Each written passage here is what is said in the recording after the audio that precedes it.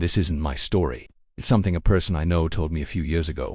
They never asked me to share it, but it's one of those things that just stuck with me, and I still get this uneasy feeling whenever I think about it. At the time, they were living alone, renting a small room in an older building. You know, the type that wars, quiet neighbors, the kind of place where every little sound seems to travel. Nothing seemed out of the ordinary. One night, I woke up suddenly around 3 a.m. It wasn't a nightmare, and there wasn't any loud noise. It was just that gut feeling, that deep-down sense that something was wrong. That's when they noticed the light in the kitchen was on. They were certain they had turned it off. They lay there in bed, completely still, just listening. After a few seconds, they heard movement.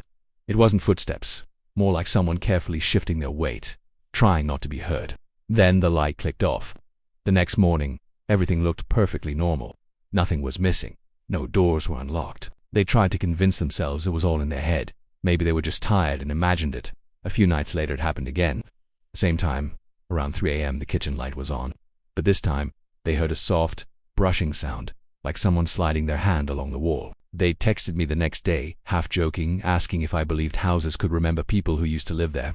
The third night, they decided to do something different. They left the kitchen light on before going to sleep, wanting to see what would happen.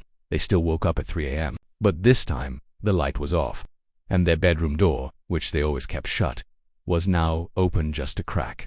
They told me what scared them the most wasn't even the open door. It was the feeling in the room.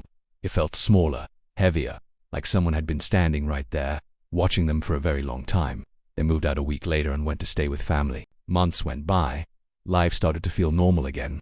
Then one night, while staying in a completely new place, they woke up. It was exactly 3 a.m. and without even thinking, they whispered into the darkness, "You can stop now." From the far corner of the room, something shifted, and a voice they'd never heard before said very quietly, "I wasn't the one who followed you.